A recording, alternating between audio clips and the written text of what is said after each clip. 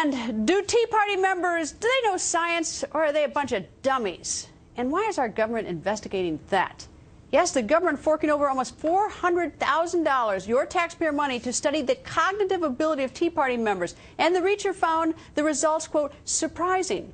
It turns out, and perhaps to the great dismay of Tea Party critics, Tea Party members have a better scientific comprehension than non-Tea Party members. Another way to say it, they're smarter.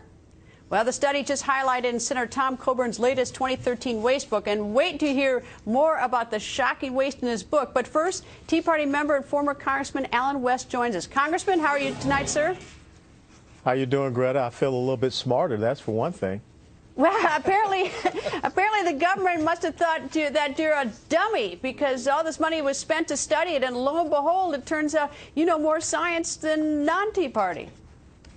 Well, it's amazing that our federal government would spend almost, like you said, $400,000 to try to study the cognitive abilities of a certain segment of the electorate, in this case, constitutional conservatives.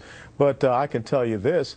I have the cognitive ability to understand that Obamacare is going toward a death spiral, that it does not work, and it's not just the website. I have the cognitive ability to understand and be able to discern when the President of the United States is telling the truth or not telling the truth.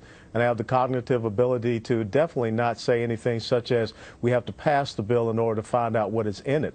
So I think that perhaps that professor and that funding should have been pointed toward those people that are definitely failing the American taxpayers.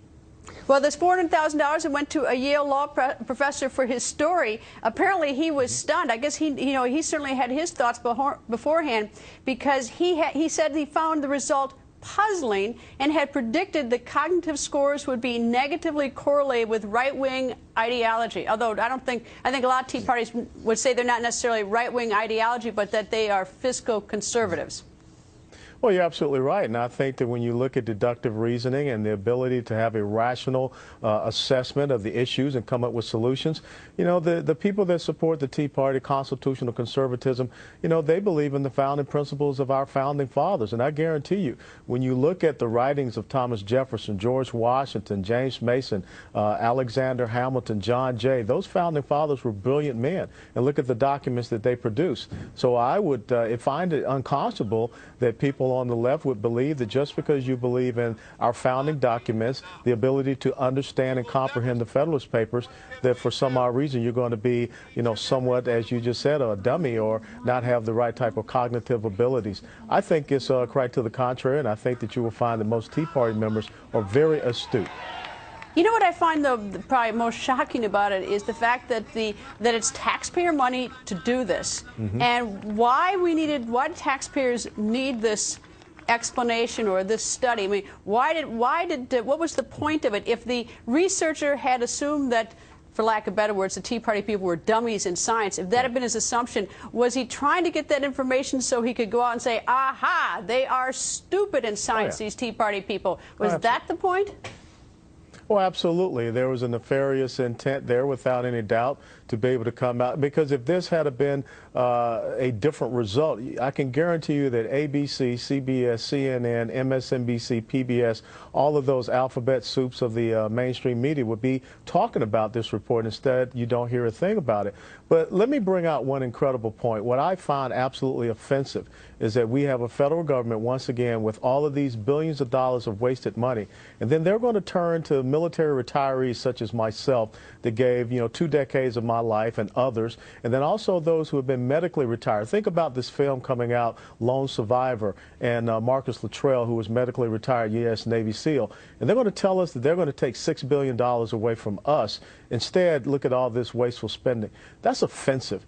And really, it's a curse upon every single person up there in Washington, D.C., in the House and Senate that voted to support that budget. It's the amount of waste, and you're going to hear a lot more about it. And studying the Tea Party's cognitive ability, of course, isn't the only thing that taxpayers have been buying lately. Congressman, thank you very much.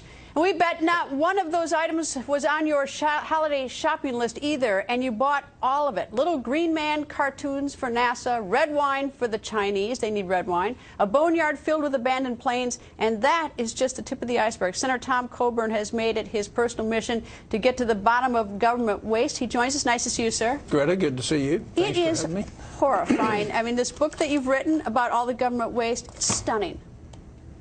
Well, you know, I'm not amazed or shocked anymore. I know the stupid, incompetent things we do. What is even worse than that book is that the members of Congress aren't fixing it. I mean, you think about it. You know, people can pick at that book and say, well, that's just your philosophy. And you don't think that's an appropriate way to spend money. And I'd get them to actually ask them to think about it a different way. At a time when we're borrowing $750 billion a year, and we have almost an $18 trillion debt, is now the time, even if you think I'm wrong, is now the time to spend money on those kinds of things. The NSF granting a study to check I mean, why is that something that we need to do? Our problem is we're spending money that we don't have on things that we don't need. We don't need that study. Well, in the introductory first part of the book, you talk about how the president and his cabinet issued dire warnings about a cataclysmic impacts of sequestration that taxpayers, you know, with the whole what was going to happen to us. Yet we just spend money like crazy on these projects. Well, this book is half of the sequester. There's over $31 billion in this book, and I've got another 200 or 300 projects that I could put into a list that could easily give us $100 billion a year. So the question that taxpayers ought to be asking is, why isn't Congress fixing that?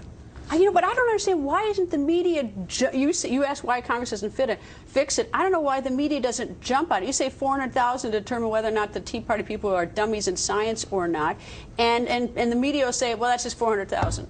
That's nothing, it's 400,000. Well, the way you get rid of trillion-dollar deficits, $1 billion at a time.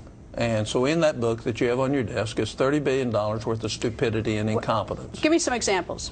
Well, great. Uncle Sam looking for romance on the web.